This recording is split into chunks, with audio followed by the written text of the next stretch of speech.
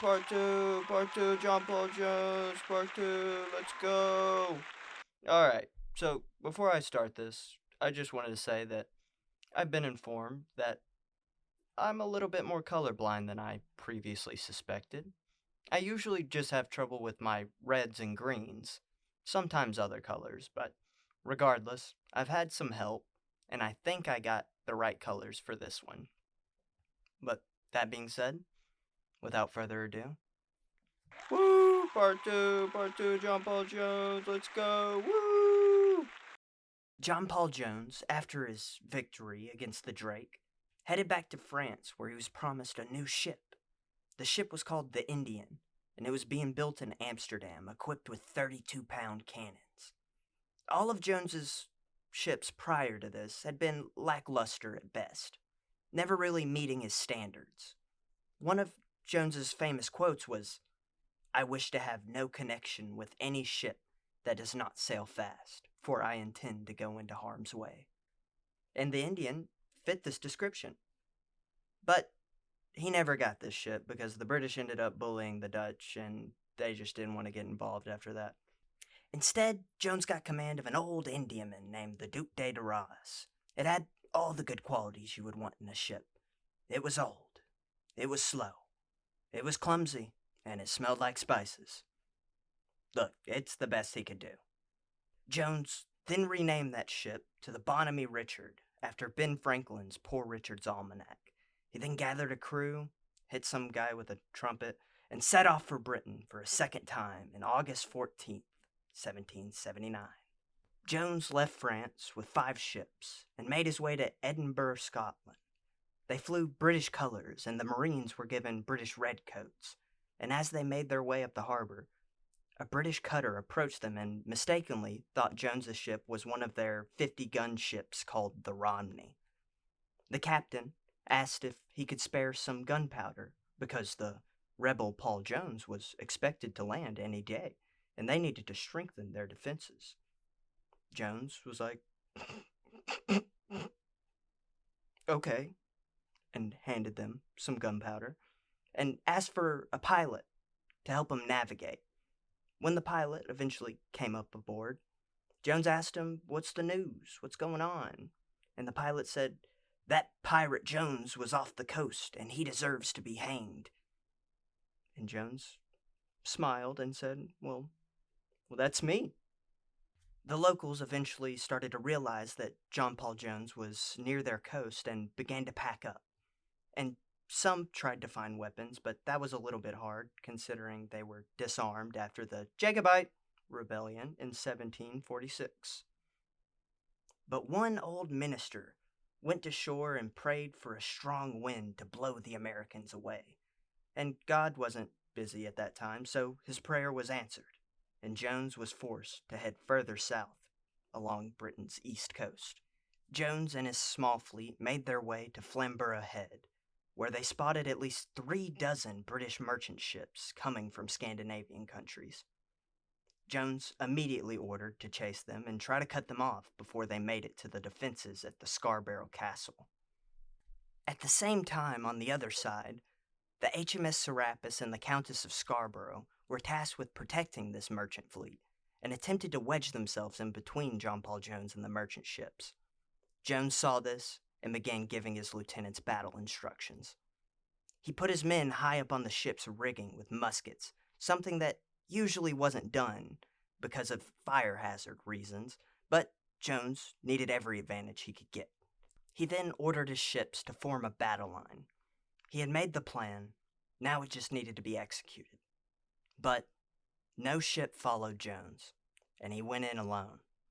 Jones saw the enemy ship's captain, Captain Pearson, through his spyglass, nailing a Royal Navy ensign on his ship, basically saying they're not going to give up. When the Serapis eventually closed in, Jones tried his old trick of pretending to be an old British merchant ship, telling Captain Pearson that they were the Princess Royal. But when Pearson asked where they were coming from, Jones kind of didn't say anything, and just left him on red. But Pearson asked again, and saying if he did not answer, he would fire a broadside. The jig was up, and Jones flew up the Continental Navy ensign, and a nervous Marine fired his musket. The battle has begun. From a distance of 25 yards apart, every shot was hitting. But the Bonamy Richard had a bit of a problem. You see, the biggest guns on the Bonamy Richard were all French 18-pounders, and they had a minor defect. They would kind of just blow up. So, when the second broadside was fired, they did just that, and ripped a hole in Jones's ship. The battle went on for 2 hours, and Jones was losing to the better gunned, better equipped Serapis. So, he threw a Hail Mary. Jones got his sailing master to help him find some rope and attach it to the Serapis, and his men threw over 50 grappling hooks to fasten the two ships together. It was now a game of say uncle, my ship versus your ship. Above deck, Jones was winning because of his sharpshooters that he placed beforehand, but below deck, Pearson was winning because his cannons hadn't blown up like Jones's cannons did. Jones desperately moved a 9-pound cannon across the deck to try to cut the main mast of the Serapis all by himself. Then there was a bit of a truce because both ships were on fire, so they just thought they'd call a quick timeout, put out the fires, and then get right back into it. Now I'm going to tell you about a guy named Captain Landius, who was the captain of the Alliance, one of the ships that left with John Paul Jones from France. Now, him and John Paul Jones never really saw eye to eye, mainly because Landius was a big scaredy baby and did not want to follow John Paul Jones's orders, preferring to stay out of harm's way in most cases. Jones had not seen Captain Landius for about 2 weeks now, and was wondering where he could be. Well, by 9:15, that question was answered, when a grape shot was fired at both the Serapis and the Bonamy Richard, and the crew yelled because they realized that that grape shot came from none other than Captain Landius and the Alliance. The yelling didn't do anything, though, because the Alliance ended up swinging back around and fired a second grape shot at both ships. Then Jones started hanging lanterns on the mizzenmast, so there was no way the Alliance could mistake them for the enemy. But by then, the Bonamy Richard was sinking as flames continued to spread throughout the ship. The carpenter, John Gunnison, and a senior officer named Henry Gardner couldn't find Jones, so they assumed he died, but he was really just having the time of his life shooting a cannon.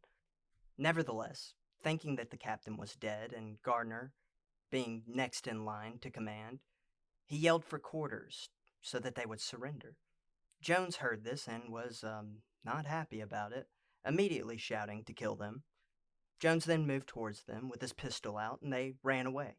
Jones pulled his trigger, but forgot he had already fired his pistol at the Serapis, so he threw his pistol at Gardner's head and knocked him out cold.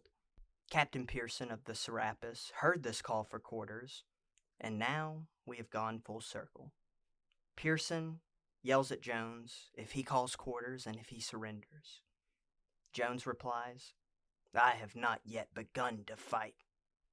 Or this. Or this. Either way, it sounds cool. After this, a brave Scotsman named William Hamilton edged his way down the foot ropes with a bucket of leather grenades and began to throw the grenades on the gun deck of the Serapis until eventually one ignited a powder cartridge and a chain reaction of explosions followed. Captain Pearson looked all around him at the situation, fire spreading, men dying all around him, the explosion, and his main mast had been cut single-handedly by Jones and that 9-pounder cannon. Pearson called for quarters. Jones and his men had won, and Jones had cemented himself into history. And that was the tale of one of the most famous American naval engagements. But Jones's story didn't end there. After the war, he took a job as Rear Admiral of the Russian Navy during the Russo-Turkish War, where he played a large role in Russian victories over the Turks in the Black Sea. But Jones managed to get on the bad side of some important Russian people, so credit for the victories was never really given to Jones. He was put on military leave and spent the remainder of his life in France, trying to find more chances to go to battle. Jones had said he'd always wanted to settle down and have a farm somewhere in America, but he never got that chance. Jones died alone in Paris, in his apartment at age 45. His crew from the Bonamy Richard were not even paid until 1848, and by then, they were all dead. So, nice one, American government. Very sneaky. But, anyway. Pretty cool guy, though, huh? When you say?